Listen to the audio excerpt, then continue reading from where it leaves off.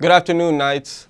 Thanks for joining us. I'm John Perez, and today is Thursday, October 9th, 2025, and here's your Charge on Air update.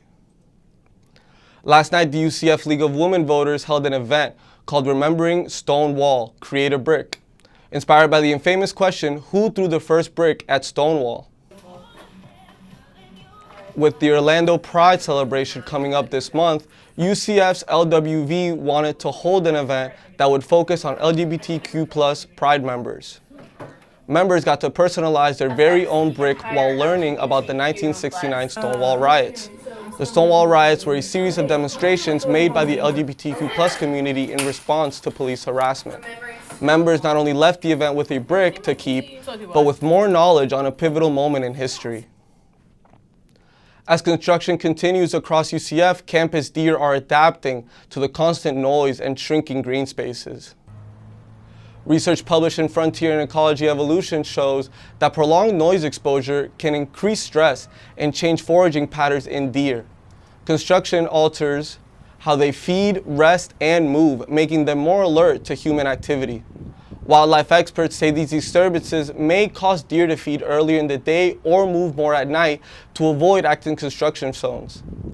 These behavioral shifts show how UCF's growing development is quietly reshaping the rhythm of campus wildlife. The John C. Hitt Library at UCF has added a new touchscreen directory to help students navigate the building. The directory is located on the second floor near the Access Services desk. You might even catch a glimpse of the Citronaut, UCF's former mascot, making a special appearance on screen. Students can use it to view floor maps, find locations, book study rooms, and get research help. It also displays how busy each floor is in real time and lists upcoming library events. The directory will make information about library services more accessible. Library staff says they hope the new system will make visits easier and reduce confusion for first-time users. A recent claim by former President Trump has sparked concern online after he suggested that the pain reliever Tylenol may cause autism when taken during pregnancy. Reporter Allyson Castillo tells us more. President Trump announced that the FDA believes acetaminophen, the active ingredients in Tylenol, may be linked to autism when taken during pregnancy. He urges all women to avoid the drug at all costs. Taking Tylenol is not good. But medical professionals are pushing back against those claims. Ashley Calixto, an emergency room nurse, says decades of research shows Tylenol is safe during pregnancy, but she adds that misinformation is already having an impact on patients. A lot of the times now our patients are refusing the Tylenol. So if there's a patient that has a very high fever, it could cause harm to both the patient and the child. It's safer to take the Tylenol than to not take the Tylenol. While a medical expert says that Tylenol is still considered safe, the claims still circulate online, and not just confusing the public, but adding stigma towards the people in the autism community. The Central Florida organization PALS, providing autism link and support, released a statement saying autism is complex and research can't point to a single cause.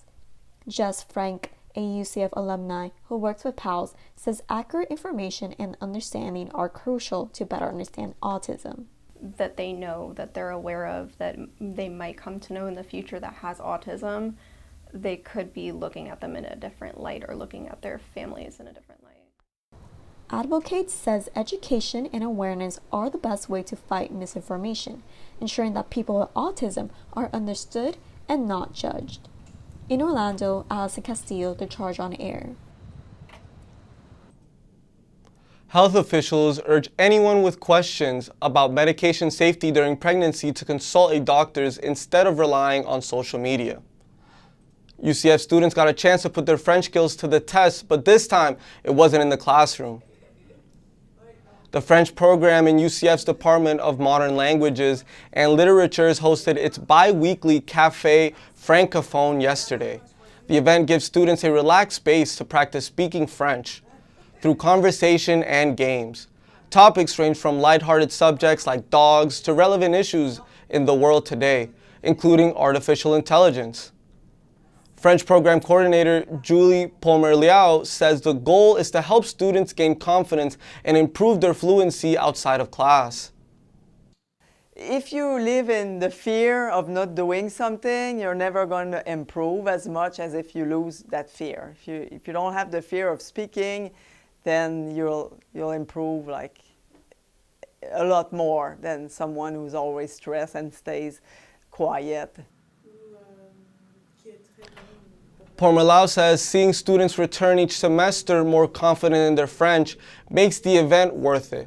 Café Francophone will meet again in 2 weeks and is open to all UCF students interested in saying bonjour to a new experience.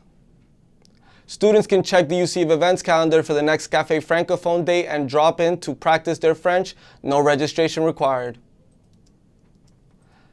Now a look at today's weather forecast. Our high is going to be 84 degrees and a low of 74. Later in the night, we are looking at a 35% chance of rain around 8 p.m. We might feel some slight moisture outside because of a high 94% of humidity. So definitely no sweater wearing today, but hopefully we start seeing some dry and cool temperatures starting soon. That's all the time we have for today. Make sure to keep up with all that's happening throughout the week by following us on Instagram at The Charge News. And check back here tomorrow for another news update. I'm John Perez. Thanks for watching and have a great day.